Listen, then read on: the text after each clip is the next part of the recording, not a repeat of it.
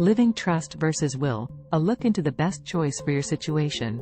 New York Legacy Lawyers by Yana Feldman and Associates.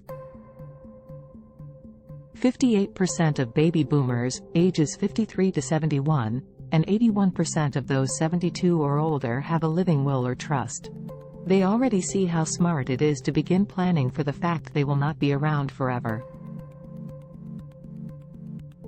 Likely this planning is tinged with years of experience watching family and friends go through the confusion and disputes that often arise over assets and estates when the original owner of them passes without making their wishes known.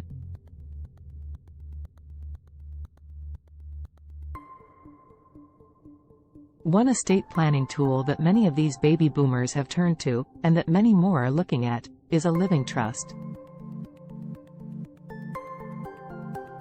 A living trust and a last will and testament often go hand in hand.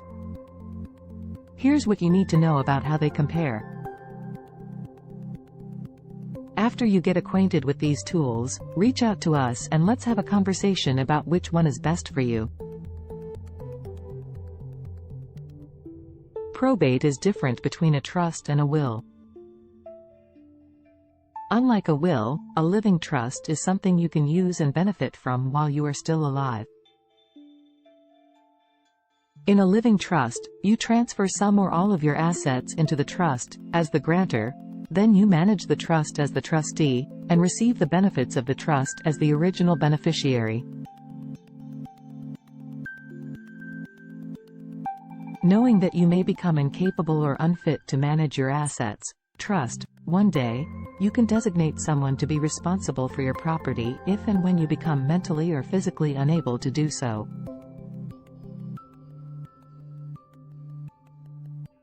When you pass away, a successor trustee becomes responsible for carrying out the intent of the trust to whichever beneficiaries you've designated. You and your spouse will likely want to be co-trustees while you are still alive, maintaining full control of your assets. Your spouse can take over if you become incapacitated. Most couples name their children as successor trustees in the event of their death.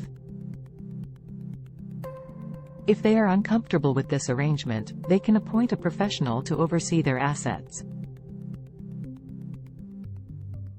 While you are alive, your living trust can be altered or dissolved at any time. Both a will and trust give detailed inheritance instructions, and allow you to designate someone to oversee the distribution of your assets. With a will, however, your document will likely go through probate. This process can take months and become costly if it is contentious. Your assets will be tied up during this time. With a living trust, the parts of your estate in the trust will not pass through probate court. Instead, the person you have designated as your trustee will carry out the requirements you outlined in the trust. Opacity equals trusts. Transparency equals wills. Official documents, such as a will, and those that go through probate, become a part of the public record. Living trusts will not be subject to public scrutiny unless a beneficiary or trustee demands court approval. Many people prefer that their wishes remain a private matter, and a trust is a great way to keep the value and assets of your estate confidential. Why would that matter? Imagine you're leaving $2 million for your 15-year-old son to inherit when they turn 20 years old. You can imagine some people will want to share their ideas on how to spend $2 million with anyone new to that kind of cash on hand. Or worse, if you wanted to leave that dollar to your son, but your estranged sister knew about it and preyed on their guilt to siphon some of it away. These are only two scenarios. The point here is that the fewer people you have poking around your estate and knowing who received what, the better off the beneficiaries are likely to be.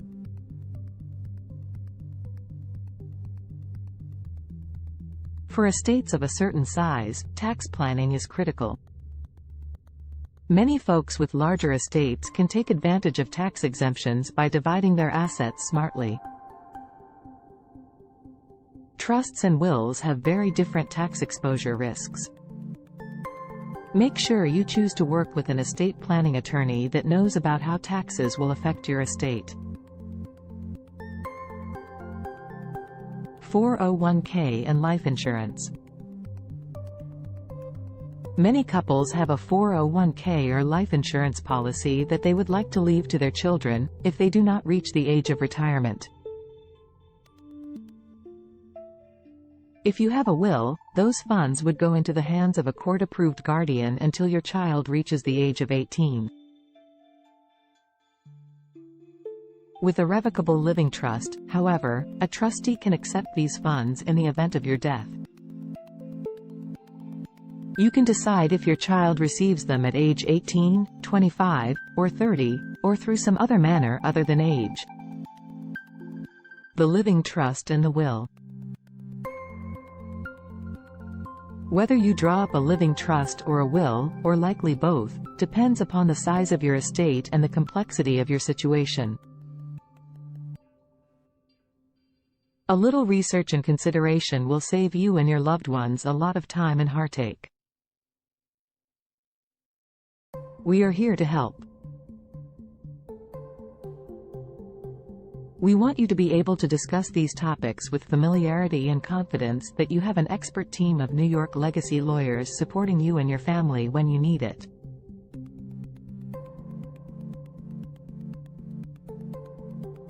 Contact us today. We'll start you on your path to estate planning.